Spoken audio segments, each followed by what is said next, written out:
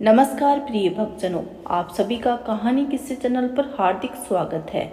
दोस्तों, अधिक मास चल रहा है और इस मास में हम रोज इसके महात्म्य की एक कथा सुनते हैं। आज हम सुनेंगे कथा नंबर 9। तो आइए इस कथा को पूरी श्रद्धा तथा मन के साथ सुनते हैं।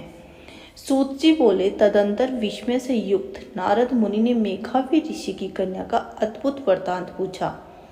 नारद जी बोले, हे मुने, उस तपोवन में मेघावी की कन्या के बाद में क्या किया और किस मुनि श्रेष्ठ ने उसके साथ विवाह किया?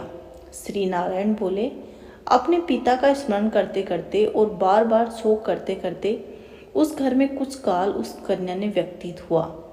युद्ध से भ्रष्ट हुई हरिणी की तरह घबराई, शून्य घर में रहने वाली दुख रूप अग्नि से उठी हुई, भाव द्वारा बहते हुए अश्रु नेत्र वाली, जलते हुए हृदय कमल वाली, मुख से प्रतिक्षण गर्म श्वास लेने वाली, अतीनता घिरी हुई सर्पिणी की तरह अपने घर में अपने दुखों को सोचती हुई, दुख से मुक्त होने के उपाय को न देखती हुई, उस कर्षोदरी ने उसको शुभ भविष्य की प्रेरणा से सांत्वना देने के लिए उस वन में अपनी इच्छा से ही प्रोक्रोधी, जिनको देखने से ही इंद्र भयभीत होते हैं, ऐसे जटा से व्याप्त साक्षात शंकर के समान भगवान दुर्वासा ऋषि आए।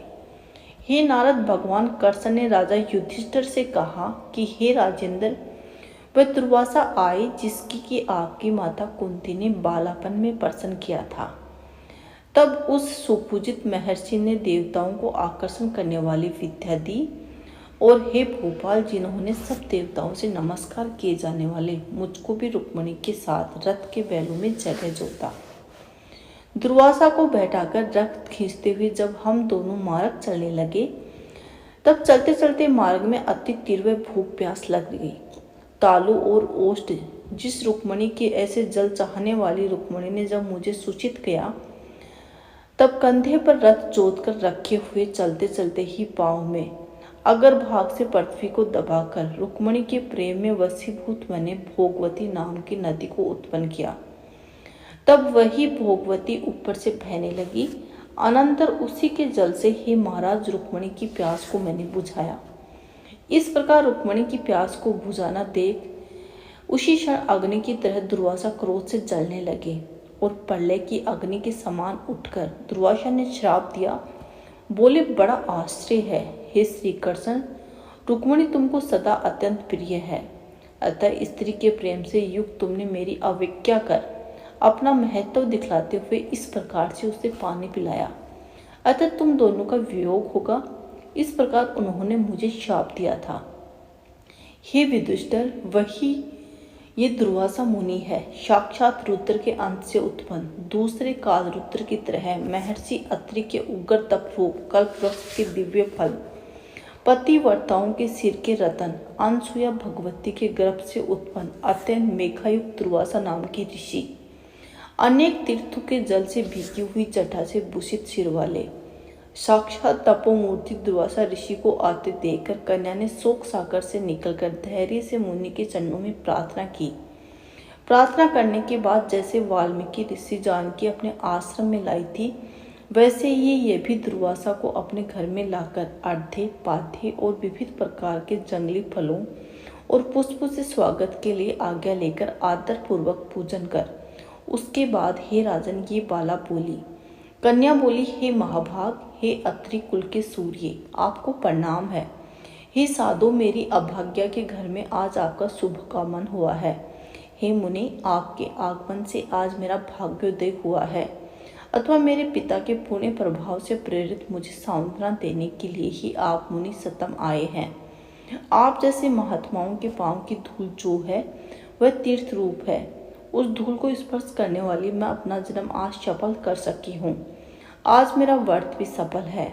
आप जैसे पुण्यात्मा ने दो मुझे आदर्शन हुए, अतः आज मेरा उत्पन्न होना और मेरा पुण्य सफल होना है। ऐसा कहकर वह कन्या दुर्वासा के सामने चुपचाप खड़ी हो गई। तब भगवान शंकर के अंश से उत्पन्न हुए दुर्वासा मुनि मंद हास्य युक्त बोले। दुर्वासा बोले, हे द्युसुते, तूने बड़ी अच्छी है, तूने अपने पिता के कुल को ताड़ दिया। ये मेघावी ऋषि के तप का फल है जो उन्हें तेरी ऐसी कन्या उत्पन्न हुई। तेरी धर्म से तत्परता जान क्लास से ही मैं यहाँ आया और तेरे घर आकर तेरे द्वारा मेरा पूजन हुआ। हे वैरारोहे, मैं शीघ्र ही बद्रिकाश्रम के मुनीश्वर सनातन नारायण देव के दर्शन के लिए जाऊंगा, जो प्राणियों के हित के लिए अत्यंत उग्र तप कर रहे हैं। कन्या बोली, हे ऋषि, आपके दर्शन से ही मेरा शोक समुद्र सूख गया। अब इसके बाद मेरा भविष्य उज्जवल है, क्योंकि आपने मुझे सांत्वना दी। हे मुने, मेरी उस पादरभूत बड़ी भारी ज्वाला युक्त दुख रूप अग्नि को क्या आप नहीं जानते हैं?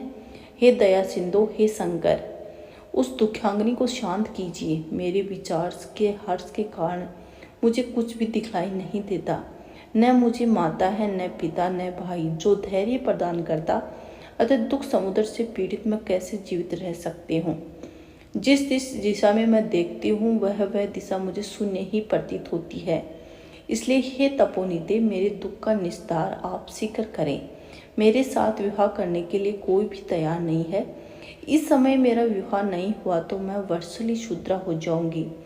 ये मुझे बड़ा भय है। इस भय ने मुझे निद्रा आती है और ना ही मुझे भोजन में मेरी कोई रुचि होती है। हे ब्राह्मण, अब मैं शीघ्र ही मरने वाली हूँ। ये मेरा इस समय निश्चित है। ऐसा कहकर आंसू बहाती हुई कन्या दुर्वासा के सामने चुप हो गई। तब दुर्वासा कन्या का दुख दूर करने का उपाय सोचने लगी। श्री नारायण बोले, इस प्रकार मुनि कन्या के वचन सुनकर इसका अभिप्राय समझकर बड़े क्रोधी मुनिराज दुर्वासा ने उस कन्या का कुछ हित विचार कर पूर्ण कृपा से उसे देखकर सारभूत उपाय बतलाया। इति श्री ब्रह्मानादि पुरुषोत्तम मास महात्म्य 9वां अध्याय। बोलो जय श्री कृष्णा। दोस्तों, ये था 9वां अध्याय। अगर आपको ये कथा पसंद है तो कृपया शेयर करें, लाइक करें और कमेंट बॉक्स में अपनी राय जरूर लिखें। साथ ही मेरे चैनल को जरूर सब्सक्राइब करें और बेल आइकन को जरूर प्रेस करें ताकि आगे आने वाली वीडियो भी आपको मिल सकें। धन्यवाद।